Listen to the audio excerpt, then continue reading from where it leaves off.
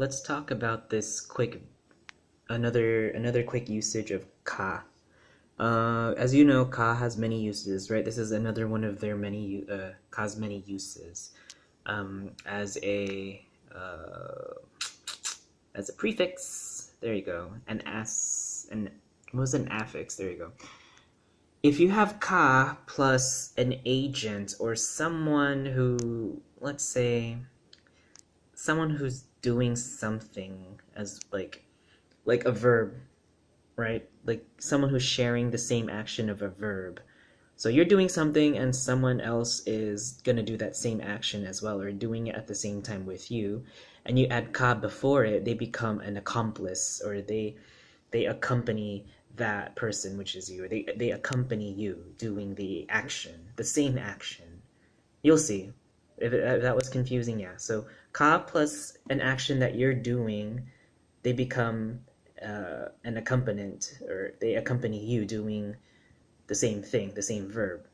So our first example is kauban. Kauban. So uban is the verb meaning to join, to unite, to tag along, to combine, that kind of stuff, right? To be with someone or something, right? Kauban means someone else that is with you, right? So kauban is other people that were with you, or who joined you, or who united with you. Kauban.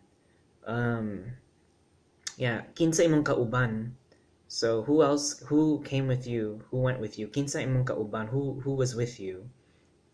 Kaaway, right? Kaaway are other people who fought as well. Like you were fighting, someone else was fighting, and that someone else was the kaaway. You know, they're doing the same action. Kaaway. Kasakai, sakai, like, right? It's to ride, right? Sakai means to ride. So sakai, ride. Kasakai, someone else who's riding.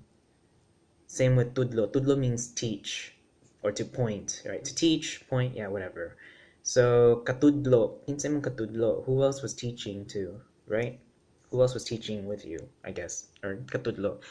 But you get it, right? So someone else who is like sharing that same action with you. That's one of ka's other many uses. And below, I'm gonna talk about this pala, this affix called pala. And pala is something that someone who does like an adjective, or someone who does something habitually. Yeah, I guess you can say that. Someone does like this, maybe like an adjective habitually. They aren't that person, but they do it from time to time. So a good example that a lot of Cebuano speakers know is a palahubog, right? Palahubog. Hubog means drunk. Hubog is drunk. If we say palahubog in one word, right? It's one word. Palahubog means drunkard. Palaaway. Away means to fight. Palaaway is someone who's habitually fighting, or yeah, they're fighting. It's probably not a really good thing if someone habitually fights. They're probably not a good person. And we have palakayat. Kayat meaning like sex drive or something like that, right? So palakayat is someone who's like habitually horny, right? Like they have this urge, sexual urges and stuff like that. They just want to, I don't know, they just want to bust a nut or release or masturbate or whatever, right? So palakayat, or they just want to have, I don't know, they just want to fuck people. So palakayat, a horny person. Someone's habitually horny. Now, keynote is habitually for pala, habitually, right?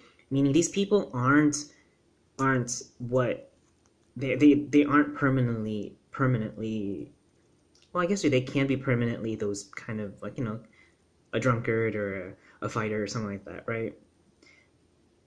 But you can also, I mean, there's a difference between using pala and the Spanish endings of ero and era and ista, which is like someone who is something, someone who is it. They are it. That's their title. Palahubog is just habitual, right?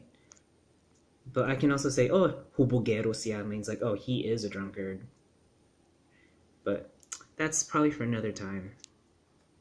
Alright, let's end this.